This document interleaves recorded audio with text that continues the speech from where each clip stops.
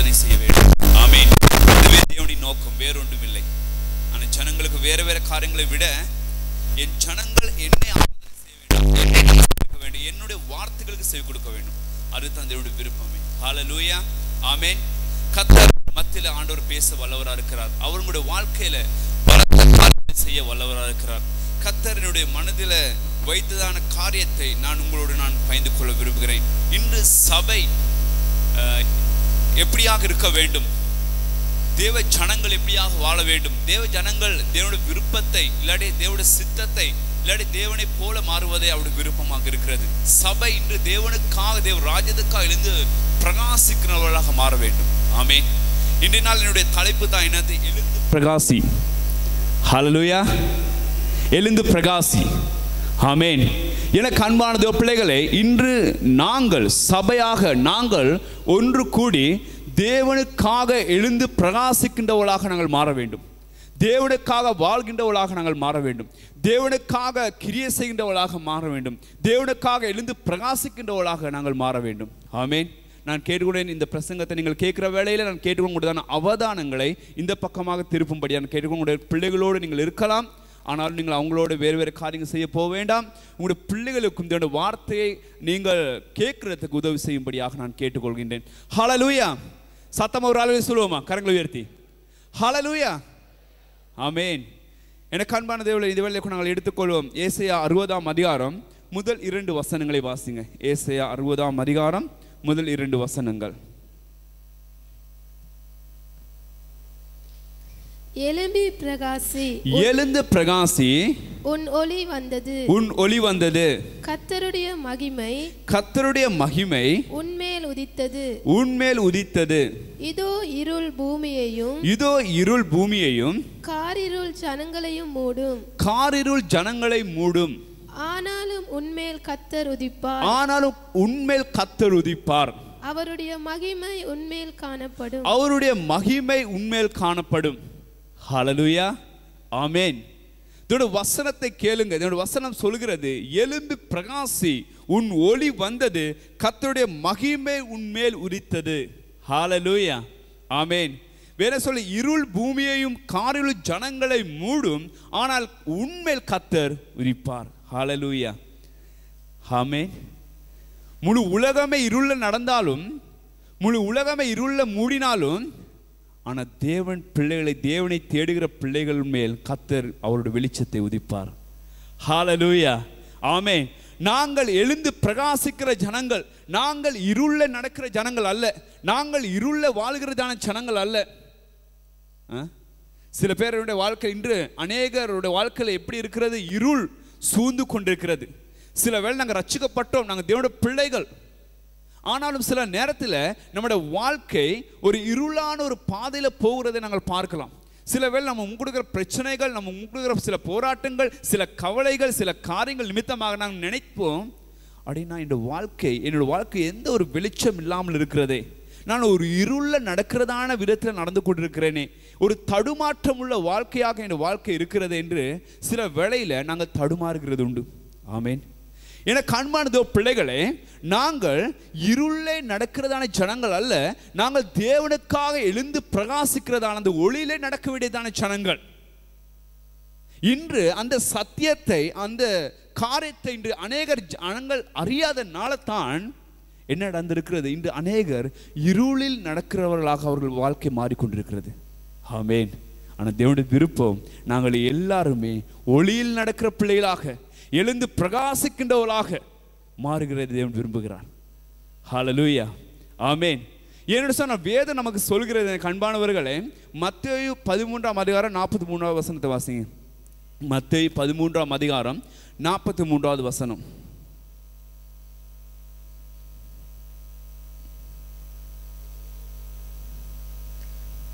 அப்பொழுது நீதிமான்கள் தங்கள் பிதாவின்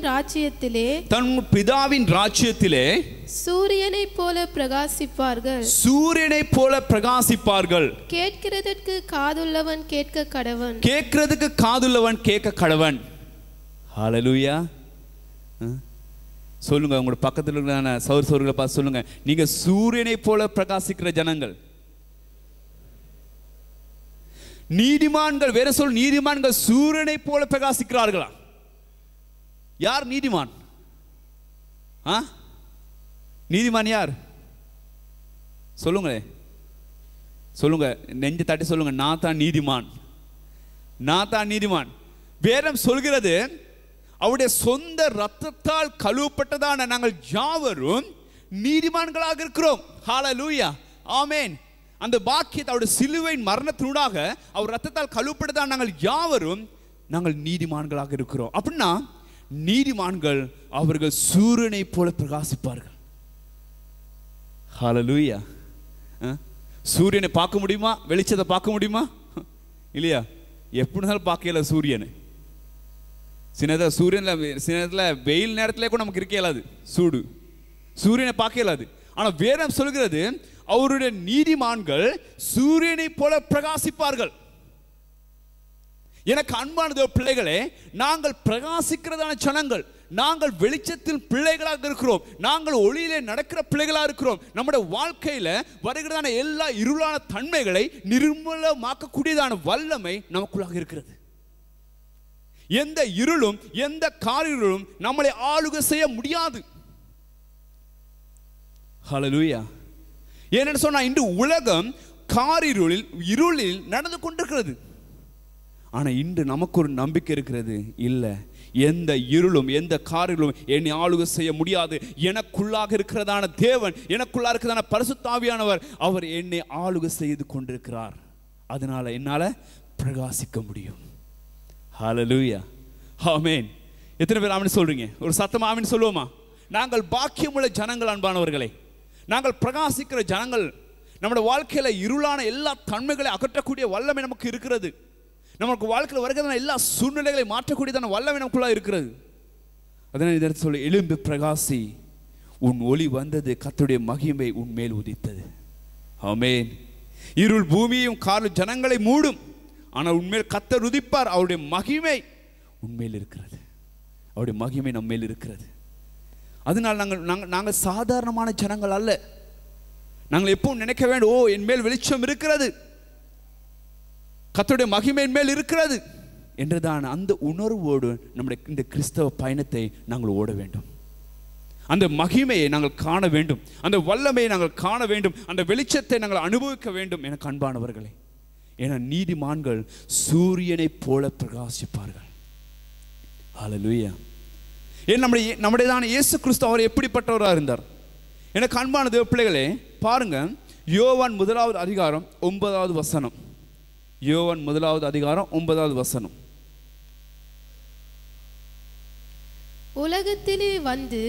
உலகத்திலே வந்து எந்த மனுஷனையும் பிரகாசிப்பிக்கிற ஒளியே அந்த மெய்யான ஒளி. ஒளியே அந்த மெய்யான ஒளி. ஹல்லேலூயா, ஆமென். உலகத்தை எந்த மனுஷனையும் பிரகாசிக்கிற ஒளியே அந்த மெய்யான ஒளி. யார் அந்த ஒளி? யார்?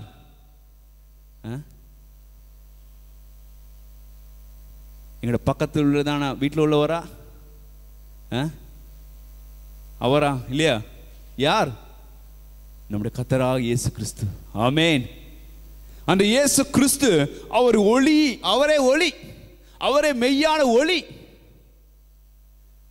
இன்று அநேக ஜனங்கள் இந்த உலகத்தில் அநேகமான ஒளியாக காட்டிக் கொண்டிருக்கலாம், இல்லையா? இப்ப சாத்தான் என்ன சரி ஒளியாக காட்டிக் கொண்டிருக்கிறான், ஒளி வேஷத்தை தரிக்கிறவனா இருக்கிறான். இப்ப இன்று நமக்கு இந்த உலகத்தில் அநேகமான வெளிச்சம் கொடுக்கிறதான காரியங்கள் இருக்கிறது, ஒளியை கொடுக்கிற காரியங்கள் இருக்கிறது. அதெல்லாம் பொய்யான ஒளிகள். ஆனா நமக்கு ஒரு மெய்யான ஒளி இருக்கிறது, நம்முடைய வாழ்க்கை மெய்யான ஒளியை தரக்கூடிய ஒளி இருக்கிறது. அவரை தான் யாரு? நம்முடைய கர்த்தராகிய இயேசு கிறிஸ்து. ஆமென். ஏன்னா அவரை நாங்கள் விசுவாசிக்கிற வேளை, அவருக்குள்ளாக நாங்கள் வாழுகிற வேளையில எனக்கு அன்பானது நம்முடைய வாழ்க்கையும் அது ஒரு வெளிச்சமுள்ளதாக மாறும். பக்கத்தில் சௌரப்பா சொல்லுங்க, உங்களுடைய வாழ்க்கை வெளிச்சம் உள்ளதாக மாறும். உங்களுடைய வாழ்க்கை வெளிச்சம் உள்ளதாக மாறும். ஹல்லேலூயா. எனக்கு அன்பானதோ பிள்ளைகளே, இன்று நம்முடைய வாழ்க்கையில் இருக்குதான் இருள் என்ன? நம்முடைய வாழ்க்கையில் இருக்குதான் என்னென்ன காரியங்கள் இருள நாங்கள் மூடி இருக்கிறோம். சில வேளையில் நாங்கள் போக வேண்டிய பாதை நமக்கு தெரியாமல் நாம் தடுமாறி கொண்டு போகிறோம். பாஸ்டர், எனக்கு விலங்கலை, நான் போக வேண்டிய பாதை எனக்கு தெளிவில்லை. சில பேருக்கு சில எதிர்காலத்தை கொஞ்சம் தெளிவில்லை.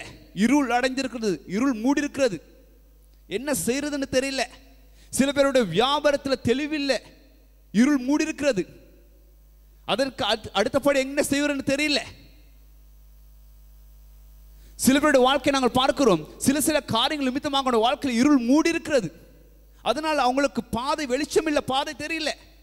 அவருடைய வாழ்க்கை சில வேளையில் தடுமாறி அவங்களோட வாழ்க்கை போய் கொண்டிருக்கிறது. இல்லை, இயேசு கிறிஸ்து நூடாக உங்களுடைய வாழ்க்கையில் அந்த மெய்யான ஒளி, அது நீங்கள் எப்போ ரட்சிக்கப்பட்டீங்களோ அப்போ அந்த மெய்யான ஒளி உங்களுக்குள்ள வந்துருச்சு. ஆமேன். அந்த மெய்யான ஒளி உங்களை ஆளுகை செய்து கொண்டிருக்கிறது அன்பானவர்களே. அந்த மெய்யான ஒளி உங்களோடு கூட இருக்கிறது அன்பானவரே. அந்த மெய்யான ஒளி உங்களை எப்பவும் வழிநடத்தி கொண்டிருக்கிறது. அந்த மெய்யான ஒளியை நீங்கள் பிடிச்சு கொள்றீங்க சொன்னா உங்களோட வாழ்க்கை அது ஆசீர்வாதம் உள்ளமா, வெற்றி உள்ளதாக அது மாறும். எனக்கு அன்பான தேவ பிள்ளைகள், ரெண்டு வார்த்தை நமக்கு சொல்கிறது, நம்ம காட்டி தருகிறது. யோவான் 8ஆம் அதிகாரம் 12வது வசனத்தை வாசிங்க. யோவான் 8ஆம் அதிகாரம் 12வது வசனம்.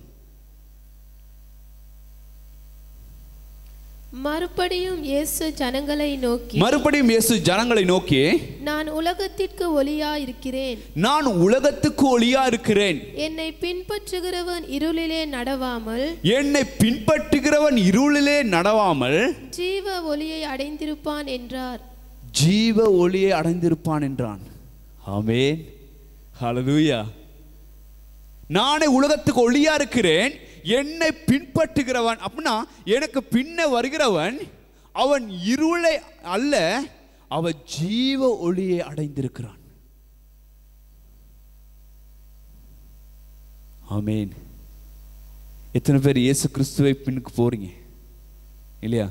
பவுல் சொல்ற ஒரு இடத்துல, நான் கிறிஸ்துவை பின்பற்றுவது போல நீங்க என்னை பின்பற்றுங்கள்.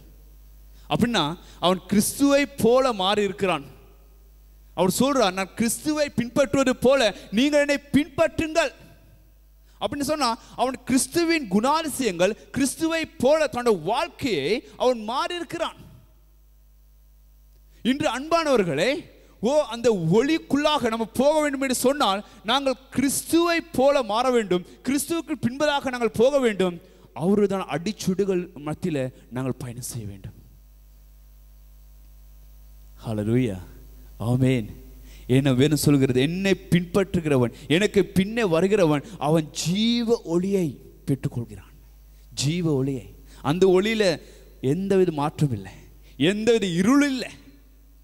அந்த ஒளியில ஜீவன் இருக்கிறது, அந்த ஒளியில் நன்மை இருக்கிறது, அந்த ஒளியில ஆசீர்வாதம் இருக்கிறது, அந்த ஒளியில் நம்முடைய வாழ்க்கையில எல்லா பிரச்சனைகளுக்கான தீர்வு இருக்கிறது. இப்போ உங்களோட வாழ்க்கையில நீங்க என்ன நினைச்சு கொண்டிருக்கீங்க? என்னோட வாழ்க்கை இருள், என்ன இருள் உங்களோட வாழ்க்கையில் இருக்கிறது? ஆமென்.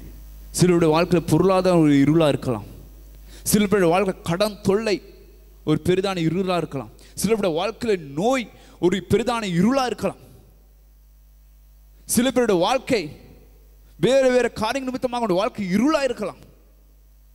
ஆனாலும் எனக்கு பின்னே வருகிறவன், என்னை பின்பற்றி வருகிறவன் அவனுடைய வாழ்க்கையில காரிருள் இல்லை, இருள் அல்ல, ஜீவ ஒளியை அடைந்திருப்பான்.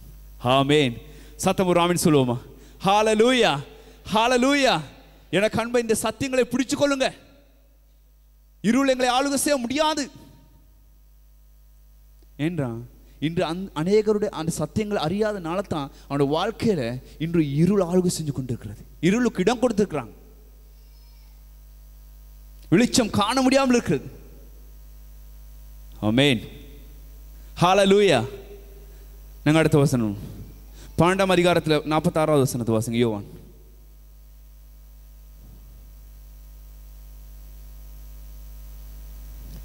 என்னிடத்தில் விசுவாசமா இருக்கிறவன் எவனோ இருளில் இராதபடிக்கு நான் உலகத்தில் ஒளியாக வந்தேன். ஆமென். என்னில் விசுவாசமா இருக்கிறவன், எனக்கு அன்பான தேவ பிள்ளைகளே, நல்ல விளை கொள்ளுங்க. நாங்கள் இயேசு கிறிஸ்து மேலே எவ்வளவு நம்ம விசுவாசம் வைத்திருக்கிறோம். நான் சொல்கின்றேன், நம்ம ரட்சிக்கப்பட்ட புதுசுல வந்ததான விசுவாசம் அல்ல. நீங்கள் எல்லாம் இயேசு கிறிஸ்துவை விசுவாசிப்பதனூடாக இந்த இடத்துல அமர்ந்திருக்கிறீங்க.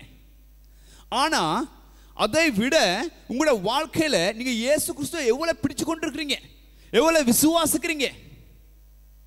ஆண்டவரே, என்னுடைய வாழ்க்கையில எல்லாமே நீரா இருக்கிறீர் ஆண்டவரே அப்படின்னா, உங்களுடைய நம்பிக்கை, உங்களுடைய விசுவாசம் அவர் மேல் நீங்கள் வைப்பீர்கள் என்று சொன்னால், உங்களுடைய வாழ்க்கையில எந்த இருளும் ஆளுகை செய்ய முடியாது.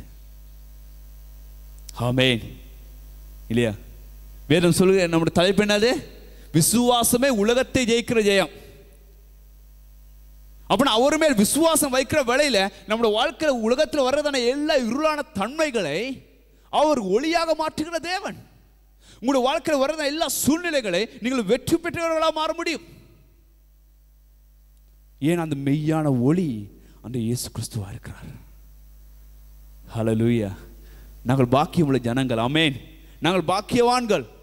ஏன்னா அந்த மெய்யான ஒளி, அந்த ஒளியை அறிந்து கொள்ளக்கூடியதான காரியத்தை நமக்கு ஆண்டவர் வெளிப்படுத்தியிருக்கிறார். அந்த ஆவியானவர் நமக்கு வெளிப்படுத்தியிருக்கிறார். இன்னும் நிறைய பேருக்கு அந்த ஒளியை தெரியாமல் இருக்கிறாங்க. ஆனால் அது அவரை அறிகிற அறிவினாலே நாங்கள் முழுமடைய, நாங்கள் சம்பூர்ணமடைய அந்த பாக்கியத்தை அந்த ஆவியானவரோடாக நமக்கு வெளிப்படுத்தியிருக்கிறார். எனக்கு அன்பானது, அந்த மெய்யான ஒளியை பிடிச்சு கொள்ளுங்க. அந்த மெய்யான வெளியிட்டு போக வேண்டாம். அந்த மெய்யா விட்டு வேறு வேறு காரியங்கள் நம்பி ஓட வேண்டாம். வேறு வேறு காரியங்களுக்கு பின்வ ஓட வேண்டாம். இந்த மெய்யான ஒளியை பிடிச்சு கொள்ளுங்க வாழ்க்கையில். ஏன்னா அவரே உங்களை பிரகாசிக்க பண்ணுகிறவராக இருக்கிறார். உங்களை பிரகாசிக்க பண்ணுகிறவராக இருக்கிறார். நீங்கள் இருளில் நடக்கிற அவருடைய விருப்பம் அல்ல. நீங்கள் பிரச்சனை மத்தியில், நீங்கள் போராட்டங்கள் மத்தியில், நீங்கள் கவலைகள் மத்தியில் இருக்கிறது அவருடைய விருப்பம் அல்ல. அவர் உங்களை பிரகாசிக்க பண்ணுகிறதான தேவன். ஹல்லேலூயா. ஆமென். நீதிமான்கள் சூரியனை போல பிரகாசிப்பார்கள். எனக்கு அன்பானே, நாங்கள் நீதிமான்கள். ஆமென். அவர் ரத்தத்தால் கழுவப்பட்ட நீதிமான்கள். அப்படின்னா நாம் பிரகாசிக்கிற ஜனங்கள். அப்படின்னா எந்த மனுஷனுக்கும், எந்த காரியத்துக்கும், எந்த உலகத்தின் பிரச்சனைக்கும், எந்த உலகத்தில் வர்றதான போராட்டங்களுக்கும் நம்முடைய இருளை, நம்முடையதான ஒளியை, எந்த இருளை நம்ம ஆளுகை செய்ய முடியாது. பிடிச்சுக்கொள்ளுங்க இந்த வார்த்தை, இந்த வசனங்களை பிடிச்சுக்கொள்ளுங்க. சொல்லுங்க, அறிக்கை பண்ணுங்க. நான், எனக்குள்ள இருள் இல்லை, எனக்குள்ளாக ஒளி இருக்கிறது.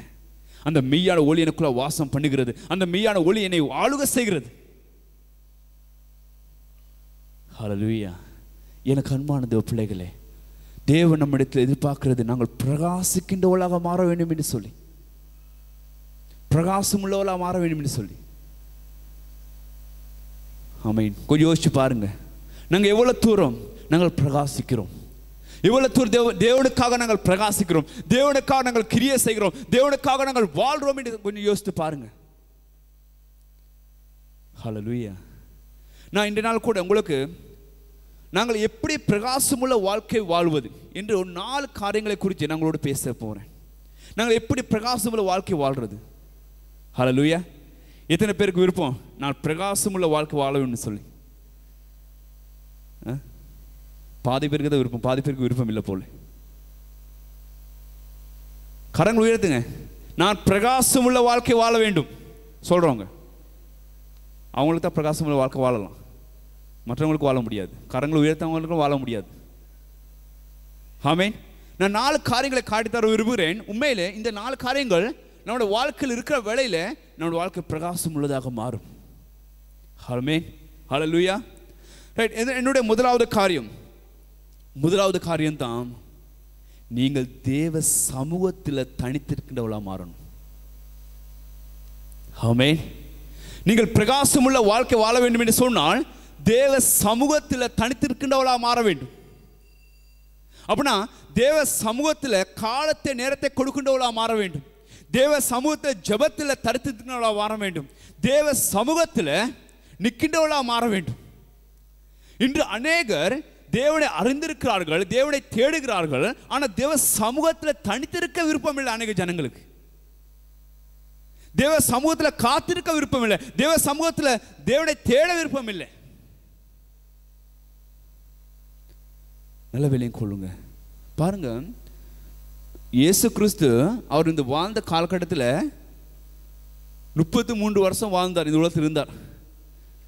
நாங்கள் மத்தேயு, மார்க்கு, லூக், யோவான் இந்த 4 புஸ்தகங்கள் நாங்கள் பார்க்குற வேளையில் இயேசு கிறிஸ்து எந்தெந்த சந்தர்ப்பம் கிடைத்ததோ அந்தந்த சந்தர்ப்பம் பிதாவிடத்தில் அவர் போயிட்டு அவர் தனித்திருந்தால் வேதம் சொல்கிறது.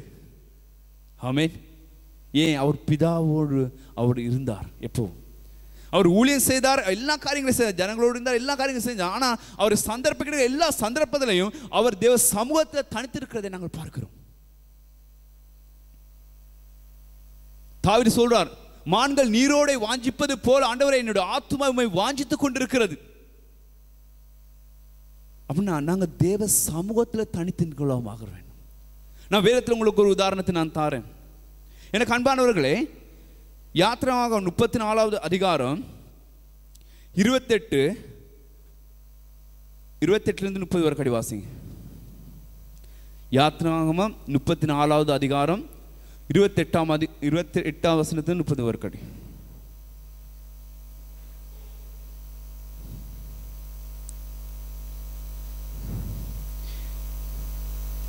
யாத்திராகமம் 34ஆம் அதிகாரம் 28 30 வரை கடி.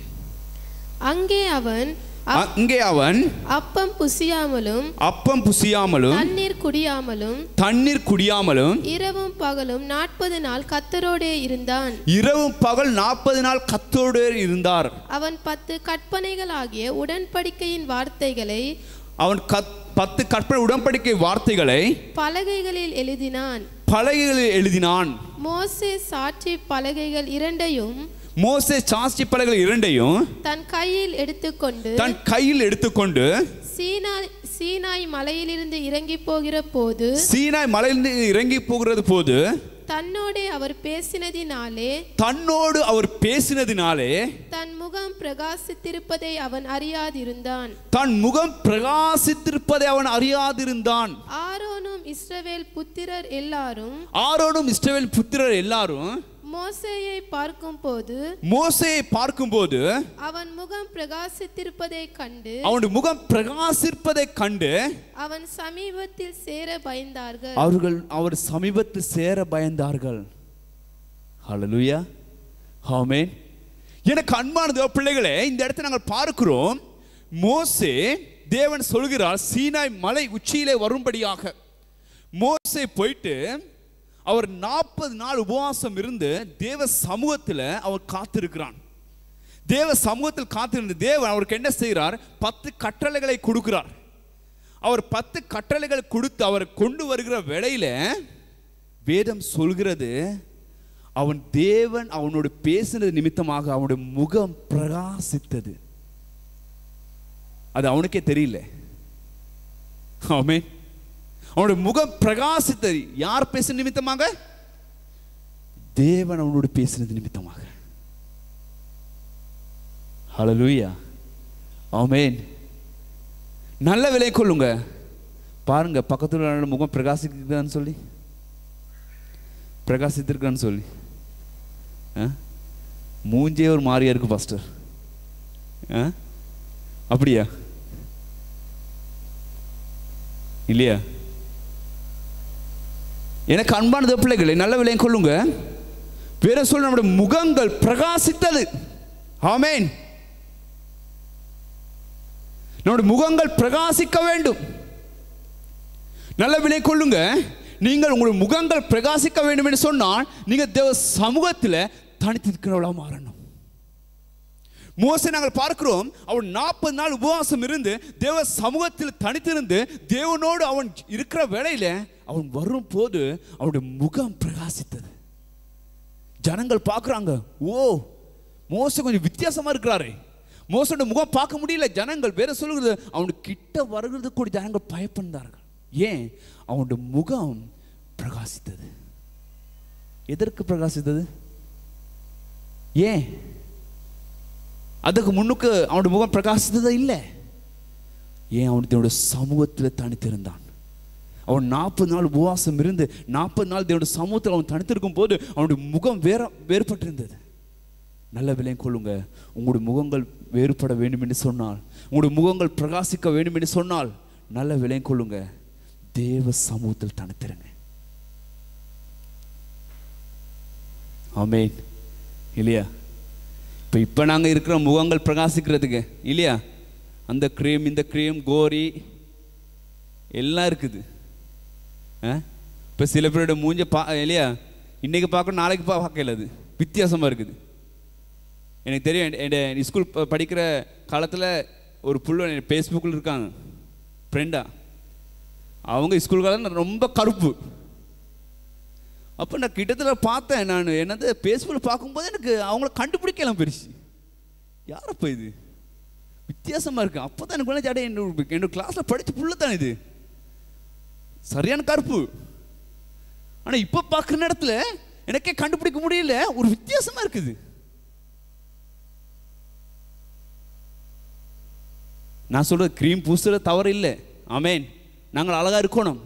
ஆனால் நல்ல வேலையை கொள்ளுங்க, அந்த பிரகாசம் அல்ல, நீங்கள் தேவ சமூகத்தில் காத்திருக்கும் போது அது உங்களுக்கு வாழ்க்கையில் யார் கொடுக்க முடியாத பிரகாசம் கொண்டு வரும், உங்களுடைய முகத்தில் அது விளங்கும்.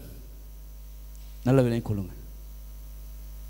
இது இயற்கையில் நடக்கிற காரியம், இது தேவ சமூகத்தில் இருக்கிற மனுஷனுடைய முகத்தில் இருக்க வேண்டியதான பிரகாசம். எனக்கு அன்பான தேவ பிள்ளைகளை நல்ல விலை கொள்ளுங்க. நீங்க தேவ சமூகத்தில் காத்திருந்து தேவ சமூகத்தில் நீங்கள் உங்களுடைய வாழ்க்கை பழக்குங்க. உங்களுடைய முகத்தில் யாரும் காண முடியாத பிரகாசம் ஒன்று காணப்படும். நாங்கள் வெளிச்சத்தின் பிள்ளைகள், ஆமேன். எங்களுக்குள்ள ஒளி இருக்கிற அது எங்களுடைய வாழ்க்கையில் மட்டும் இல்லை, எங்களுடைய முகத்திலும் அது விளங்குறது. ஹல்லேலூயா. நல்ல விலையும் கொள்ளுங்க. அதுக்காக நீங்க தேவ சமூகத்தில் காத்திருக்கின்றவள மாறணும், தேவ சமூகத்தில் தனித்திருக்கின்றவள மாறணும், இல்லையா? தான் சொல்லுவாங்களே, அகத்தின் அழகு முகத்தில் தெரியும். அப்படின்னா உங்களுடைய இருதயத்தை நீங்க தேவ சமூகத்தில் ஊற்றுவீங்கன்னு சொன்னால் அந்த அழகு உங்களுடைய முகத்தில் விளங்கும். இல்லைன்னு சொன்னால் உங்களுடைய முகம் கூட அது இருளாக இருக்கும். ஹல்லேலூயா, ஆமென். எத்தனை பேர் சத்தியங்களை விளையும் கொள்றீங்க, சத்தியத்தை படிக்கிறீங்க? எனக்கு அன்பான தேவ பிள்ளைகள், நாங்கள் பார்க்கிறோம் மோசே தனித்திருந்த தேவ சமூகத்தில் அவன் தனித்திருந்து தேவனோடு பேசி, தேவன் அவனோடு பேசினார். அவன் பேசி அவன் கீழே வரும்போது அந்த பட்டு கட்டளைகளை எடுத்துக்கிட்டு ஜனங்களுக்கு பார்க்க முடியாமல் போனது அவனுக்கே அது தெரியல, அவனுடைய முகம் பிரகாசித்தது. ஹல்லேலூயா. நல்ல விலை கொள்ளுங்க. தேவ சமூகத்தில் இருக்க பழகுங்க. இன்று அநேக தேவ சமூகத்தில் இல்லை, பிரச்சனை குறித்து பேசுறாங்க, அது குறித்து பேசுறாங்க, இது குறித்து பேசுறாங்க, எல்லாம் குறித்து பேசுறாங்க. ஆனா தேவ சமூகத்தில் காத்திருக்கின்ற ஜனங்கள் விருப்பம் இல்லை, தேவ சமூகத்தில் இருக்க விருப்பம் இல்லை, தேவனோடு பேசுறதுக்கு விருப்பம் இல்லை.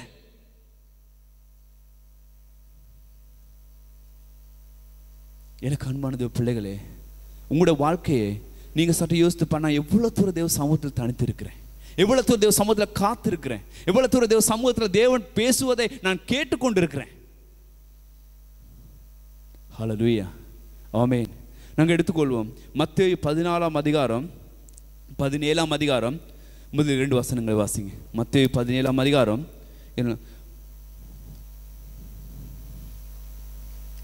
6 நாளைக்கு பின்பு இயேசு பேதுருவையும் யாக்கோபையும் அவனுடைய சகோதரனாகிய யோவானையும் கூட்டிக் கொண்டு தனித்திருக்கும்படி உயர்ந்த மலையின் மேல் போய் அவர்களுக்கு முன்பாக மறுரூபமானார். அவர் முகம் சூரியனைப் போல பிரகாசித்தது, அவர் வஸ்திரம் வெளிச்சத்தைப் போல வெண்மையாயிற்று. ஹல்லேலூயா, ஆமென். பாருங்க, நாங்கள் பார்க்கிறோம் இயேசு கிறிஸ்து என்ன செய்கிறார், பேதுருவையும் யாக்கோபையும் யோவானையும் கூட்டிக் கொண்டு வேற அவர் தனித்திருக்கும்படியாக ஒரு இடத்துக்கு போனார் என்று சொல்லி. அவர் தனித்திருக்கும் போது அவருடைய வேறு சொல்ல அவருடைய முகம் சூரியனை போல பிரகாசித்தது, அவருடைய வஸ்திரம் வெண்மையாக இருந்தது. ஆமென், ஹல்லேலூயா. அப்படின்னா தனித்திருக்கின்றவருடையதான முகங்கள் பிரகாசம் அடையும், முகங்கள் பிரகாசம் அடையும். ஆமென். கர்த்தர் உங்களுடைய முகங்களை வெட்கப்படுத்த விட மாட்டார். நல்ல விலையை கொள்ளுங்க. உங்களுடைய முகங்களை கர்த்தர் வெட்கப்படுத்த விட மாட்டார். உங்களுடைய மிளங்க ஜனங்கள் மத்தியில் என்ன நடக்கும், பிரகாசிக்கப்படும். ஜனங்கள் உங்களை பார்க்கிற வேளையில், ஓ இவருக்குள்ளாக ஒரு பெரிய ஒளி இருக்கிறது, இவருடைய முகத்தில் பெரிய ஒளி இருக்கிறது, இவர்கள் பிரகாசித்து இருக்கிறார்கள், இவர்கள் பிரகாசிக்கிற ஜனங்கள், மற்றவர்கள் உங்களை பார்த்து சொல்லுவார்கள். நீங்கள் பிரகாசிக்க வேற காரியங்கள் செய்ய தேவையில்லை. தேவ சமூகத்தில் தனித்திருங்க, தேவ சமூகத்தில் காத்திருங்க.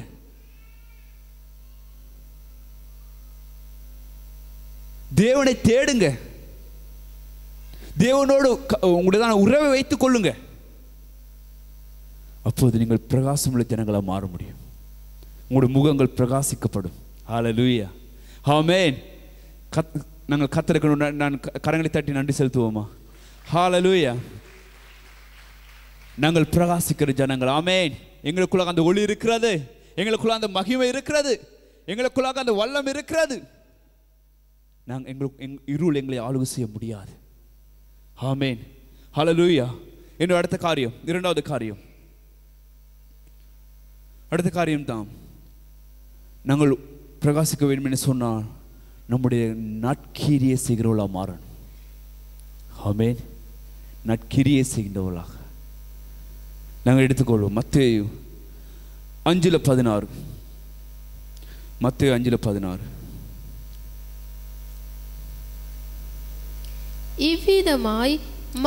இவ்விதமாய் மனுஷர் உங்கள் நற்கிரியைகளை கண்டு பரலோகத்தில் இருக்கிற உங்கள் பிதாவை மகிமைப்படுத்தும்படி உங்கள் வெளிச்சம் அவர்கள் முன்பாக பிரகாசிக்க கடவது. உங்களுடைய வெளிச்சம் அவர்களுக்கு முன்பதாக பிரகாசிக்க கடவது. ஹல்லேலூயா, ஆமென். எனக்கு அன்பான தேவ பிள்ளைகளே, இந்த இடத்துல நாங்கள் பார்க்கிறோம். அடுத்தது என்னது? நாங்கள் பிரகாசிக்கக்கூடிய வாழ்க்கை வாழ வேண்டும் என்று சொன்னால் நம்முடையதான நற்கிரியைகளை செய்கின்றவர்களாக மாற வேண்டும். ஆமென். நாங்கள் நல்ல கிரியைகளை செய்கின்றவர்களாக மாற வேண்டும். நம்முடைய குணாதிசயம் மாற வேண்டும். ஆமென். பக்கத்துல நான் சௌர் பார்த்து சொல்லுங்க, உங்களை பார்த்து ஜனங்கள் என்ன சொல்றாங்க? உங்களுடைய கிரியை பார்த்து ஜனங்கள் என்ன சொல்றாங்க? கேளுங்க. இல்லையா? நீ இந்த உலகத்தில் பிறந்ததே வேஸ்டுடா, அப்படியே சொல்றது? சொல்லுவாங்களே சில அப்பமார் சொல்லுவாங்க பிள்ளைங்களை பார்த்து, என்ன உன்னை பெற்றதுக்கு என்னது, ஒரு நாயை வளர்த்துருக்கலாம், நண்டு உள்ளதா இருந்திருக்கும். இல்லையா? பூமிக்கு பாரம், சோத்துக்கு நஷ்டம். பிள்ளைகளை பார்த்து சொல்லுவாங்க. ஏன் சொல்லுவாங்க? அவனுடைய கிரியைகள், அவனுடைய கிரியைகள் கெட்டதாக இருக்கிறது. அவனுடைய கிரியைகள் மோசமா இருக்குது, அவனுடைய நடத்தைகள் மோசமா இருக்குது. எனக்கு அன்பானது பிள்ளைகளை நல்ல விளங்கிக் கொள்ளுங்க. நம்முடைய நற்கிரியைகள் நம்மளை என்ன செய்யும்? நம்மளை பிரகாசிக்க பண்ணும். ஆமென். ஜனங்கள் உங்களை பார்க்கிற வேளையில, அடே அந்த மனுஷனா சூப்பர்டா, அவனோட பேச்சு, அவனோட நடத்தை, அவனோட கிரியை, அவனோட எல்லாமே வித்தியாசமா இருக்குதே. இல்லை வித நட நம்மளை பார்த்து அப்படி ஜனங்கள் என்ன சொல்றாங்க? இத நடா சூப்பரே, ரியல் மேன். ஊர்ல நடா போல வேறு யாரும் இல்லை அப்படின்னு நம்மளை பார்த்து சொல்றாங்க. இல்லாட்டி இந்த மனுஷனா பேசினாலே ஊரை தின்னுடுவான்.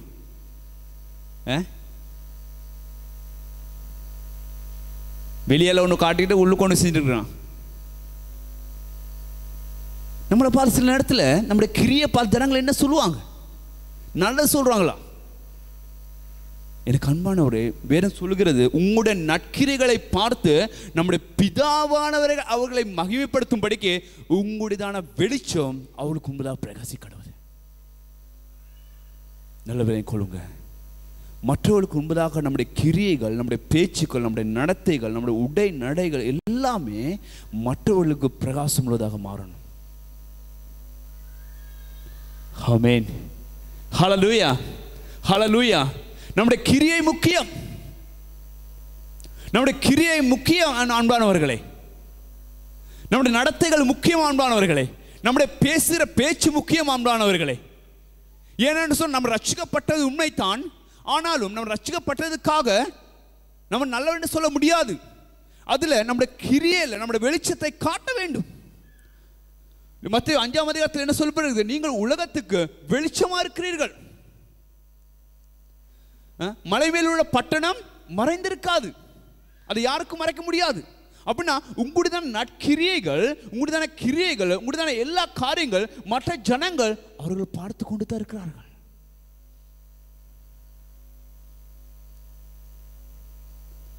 எனக்கு அன்பான பிள்ளைகளே, நீங்கள் நல்லவனை காட்டுறதுக்கு நீங்கள் மற்றவங்களோடு நீங்கள் சொல்ல தேவையில்லை நான் நல்ல மனுஷன் என்று சொல்லி. உங்களுடைய கிரியைகள் பார்க்கொள்ளே மற்ற ஜனங்கள் விளங்கிக் கொள்வாங்க இவன் நல்லவனா கெட்டவன். உங்களுடைய கிரியைகளை பார்த்து தான் மற்றவர்கள் தீர்மானிப்பார்கள் இவன் நல்லவனா கெட்டவன். உங்களுடைய பேச்சு அல்ல. பேசுனா யாருக்கும் பேசலாம் நல்லா இல்லையா? ஆனால் உங்களுடைய கிரியைகள் அது மிக மிக முக்கியம். உங்களுடைய கிரியைகள் அது உங்களுடைய வாழ்க்கை என்ன செய்யும்? பிரகாசிக்க பண்ணும். ஹல்லேலூயா, ஆமென். உங்களுடைய கிரியைகள் உங்களுடைய மற்றவர்களுக்கு பிரகாசிக்க பண்ணும். நல்ல விலை கொள்ளுங்க, அது மிக முக்கியம். அன்பானவர்களே, நாங்கள் பிரகாசிக்கிற ஜனங்கள். ஹல்லேலூயா, நாங்கள் பிரகாசம் உள்ள ஜனங்கள். நாங்கள் எங்களுடைய வாழ்க்கையை நாங்கள் தேடி பார்க்க வேண்டும். எங்களுடைய வாழ்க்கை கிரியை எப்படிப்பட்டதா இருக்கிறது? அது மற்றவர்களுக்கு ஆசீர்வாதமா இருக்கிறதா, இல்லை மற்றவருடைய வாழ்க்கை இல்லாமல் செய்யக்கூடிய கிரியா இருக்கிறதா? என்னுடைய வெளிச்சம் எப்படியாக மற்றவர்களுக்கு உண்டாக இருக்கிறது? எனக்கு அன்பான பிள்ளைகளே, நாங்கள் வாசிப்போம் ஏசாயா 1ஆவது அதிகாரம் 17வது வசனம். ஏசாயா 1ஆம் அதிகாரம் 17வது வசனம். நன்மை செய்ய படியுங்கள், நன்மை செய்ய படியுங்கள், நியாயத்தை தேடுங்கள், நியாயத்தை தேடுங்கள், ஒடுக்கப்பட்டவனை. ஹல்லேலூயா, ஆமென். நல்ல விலை கொள்ளுங்க. நாங்கள் வாசிப்போம் தானியேல் 12ஆம் அதிகாரம் 3வது வசனம். தானியேல் 12ஆம் அதிகாரம் 3வது வசனம்.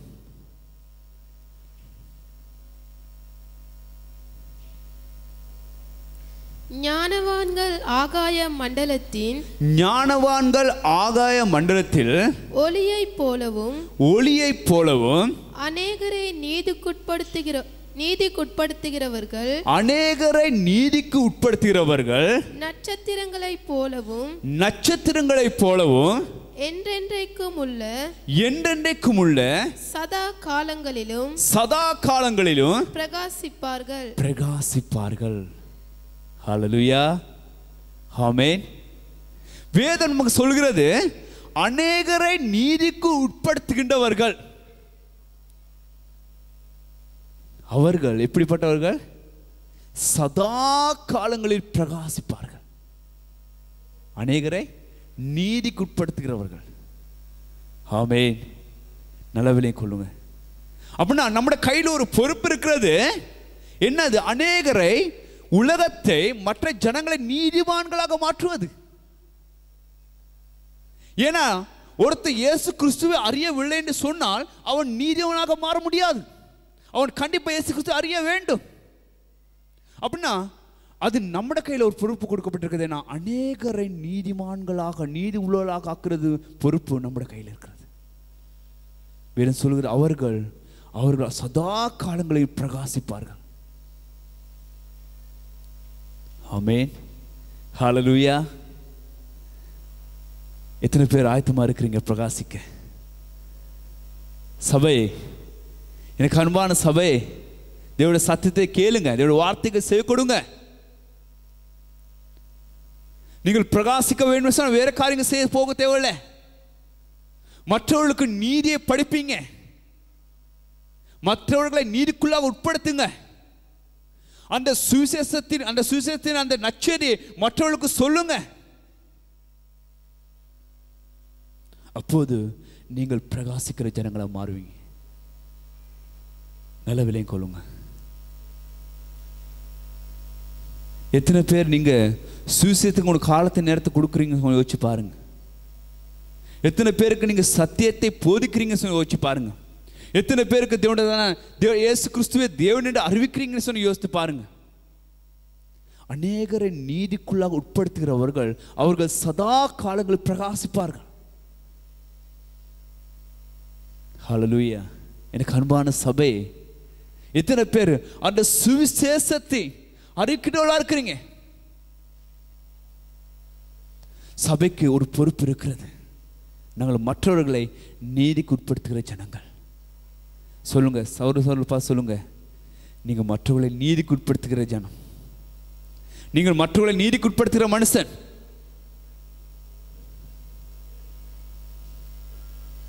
ஆமென், ஹல்லேலூயா.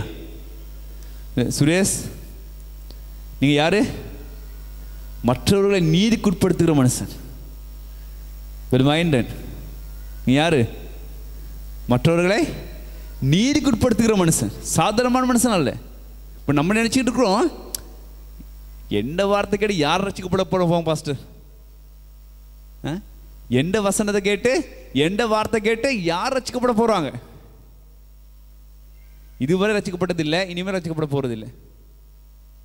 இப்போ எங்களை குறித்து நாங்கள் குறைவாக நினச்சிக்கிட்டு இருக்கிறோம். இல்லை, உங்களுக்குள்ள அந்த பிரகாசிக்கிற ஒளி இருக்கிறது. ஆமென். உங்களுக்குள்ளாக உங்களை பிரகாசிக்கிற ஒளி, அந்த மெய்யான ஒளி, அந்த இயேசு கிறிஸ்துவுடன், அந்த இயேசு கிறிஸ்து மருத்துவ எழுப்பினதான அதே ஆவியானவர் உங்களுக்குள்ளே வாசம் பண்ணி கொண்டிருக்கிறார்.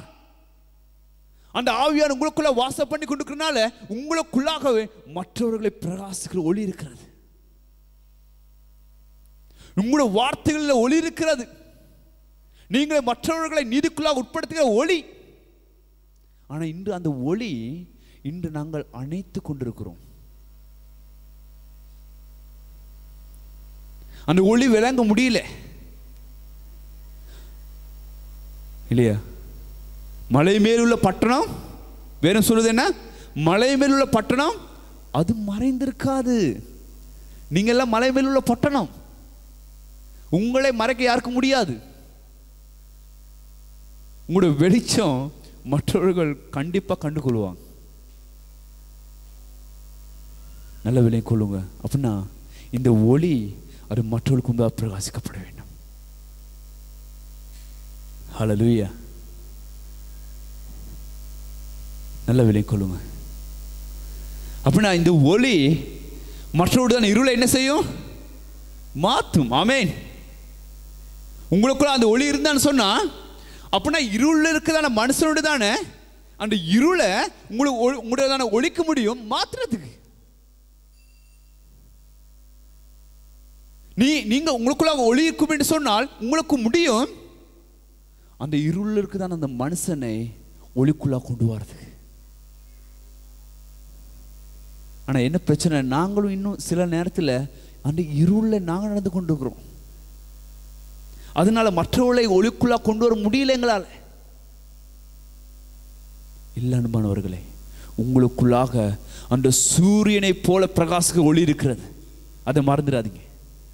அந்த ஒளி உங்களுக்குள்ளா இருக்குது. அந்த ஒளி மற்றவர்களை பிரகாசிக்க பண்ணும், மற்றவருடைய வாழ்க்கை மாற்றும். அந்த ஒளி மற்றவர்களுக்கு பிரயோஜனம் உள்ளதாக மாற்றும். தேவன் ஆபிரகாம் சொன்னார், நான் உன்னை ஆசீர்வதிக்கிறேன், நான் ஆசீர்வதிப்பேன் என்று சொல்லுது. நாங்கள் மற்றவர்களுக்கு ஆசீர்வாதமான ஜனங்கள். ஏன்? அந்த மெய்யான ஒளி நமக்குள்ள வாசம் பண்ணி கொண்டிருக்கிறார், அந்த இயேசு கிறிஸ்து. ஆமென். அவர் மெய்யான ஒளி. அந்த ஒளி நாங்கள் எப்போ ரட்சிக்கப்பட்டோமோ, எப்போ எவனை ஏற்றுக்கொண்டோமோ, அப்போ அந்த ஒளி நமக்குள்ள வாசம் பண்ணி முடிந்து இப்போ அந்த ஒளி நம்மளை ஆளுகை செஞ்சு கொண்டிருக்கிறது. அப்படின்னா அந்த ஒளி நம்மளை ஆளுகை செய்யறதுனால இருள் இருக்குதான சகல ஜனங்களுக்கும் ஒளியை தரக்கூடியதான ஜனங்கள் நீங்களே. அந்த ஒளியை நாங்கள் நமக்குள்ளா இருக்கிறது. ஆனா எத்தனை பேர் அந்த ஒளியை பிடிச்சு கொண்டிருக்கிறீங்க? இல்ல பாஸ்டர், எல்லா பக்கம் இருளா இருக்குது, எல்லா பக்கம் பிரச்சனை நெருங்கி கொண்டிருக்கிறது, எல்லா பக்கம் இந்த பிரச்சனை என்னை ஆளுகை செஞ்சு கொண்டிருக்கிறது, எனக்குள்ள ஒளி இல்லை. இன்று நம்மளை பலவீனப்படுத்திருக்கிறோம். நமக்குள்ள இருக்க அந்த ஒளியை நம்மளை அசட்டை பண்ணி கொண்டிருக்கிறோம். நமக்குள்ள இருக்க அந்த ஆவியானவரை நாங்கள் அசட்டை பண்ணி கொண்டிருக்கிறோம். இல்லை, நீங்களே பிரகாசிக்கிற ஒளி, அந்த அவருடைய மகிமை உங்கள் மேல் இருக்கிறது. முழு உலகமே காரில் இருக்கும்போது, முழு உலகமே அந்தகாரத்தில் இருக்கும்போது, ஆமென், நாங்கள் பார்க்கிறோம் அவருடைய படைப்பிலே நாங்கள் பார்க்கிறோம் அவர் வெளிச்சத்தை உண்டாக்கினார். தேவனே எல்லாவற்றையும் உண்டாக்கினார். நமக்குள்ளாகும் வெளிச்சத்தை உண்டாக்குனது அவரே. ஆமென், ஹல்லேலூயா. அவரை பிடிச்சு கொள்ளுங்க. அவரை நீங்கள் பிடிச்சு கொள்கிற வேளையில நீங்கள் பிரகாசமுள்ள பிள்ளைகளாக மாறுவீங்க. நீங்கள் மற்றவர்களுக்கு ஆசீர்வாதமான பிள்ளைகளாக மாறுவீங்க. உங்களுக்குள்ளாக இருக்கிறதான ஒளி மற்றவர்களை காண போறார்கள். எனக்கு அன்பான தேவ பிள்ளை, முதலாவது காரியம் என்ன? தேவ சமூகத்தில் தனித்திருங்க. இரண்டாவது காரியம், உங்களுடைய நற்கிரியை செய்வதனூடாக நீங்கள் பிரகாசிக்க முடியும். மூன்றாவது காரியம், ஜீவ வசனத்தை பிடிச்சு கொள்ளுங்க. நாலாவது காரியம், சுவிசேஷத்தில் உங்களுடைய வாழ்க்கையை அர்ப்பணிங்க. அப்போது நீங்கள் பிரகாசம் உள்ளவர்களாக மாறுவீங்க. ஹல்லேலூயா, ஹல்லேலூயா, ஆமென். கடைசியாக ஒரு வசனத்தை வாசி நான் முடிக்க விரும்புகிறேன்.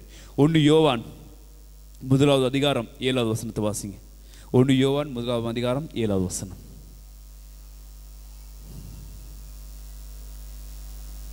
அவர் ஒளியா இருக்கிறது போல நாமும் ஒளியிலே நடந்தால் ஒருவரோடு ஒருவர் ஐக்கியப்பட்டிருப்போம். அவருடைய குமாரனாகிய இயேசுவின் இரத்தம்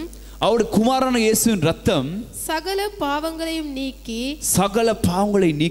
நம்மை சுத்திகரிக்கும். ஆமென். வேதம் சொல்கிறது என்ன? அவர் ஒளியா இருக்கிறபடினால நாமும் ஒளியின் பிள்ளைகளாக வாழ வேண்டும் என்பது அவருடைய சித்தம். அப்போது வேதம் சொல்கிறது, நாங்கள் யாரும் ஒருமனப்படுவோம். ஆமென். நம்முடைய தகப்பன், நம்முடைய தேவன், அவர் எப்படிப்பட்டவர்? ஒளியா இருக்கிறவர். அவரை தேடுகிற பிள்ளைகள் நாங்களும் ஒளியின் பிள்ளைகளாக இருப்பதே அவருடைய சித்தம். ஆமென், ஹல்லேலூயா, ஹல்லேலூயா. கர்த்தர் உங்களை ஆசீர்வதிப்பாராக. இந்த வேளையை கூட நாங்கள் யாவரும் எழும்பி நிற்போம்.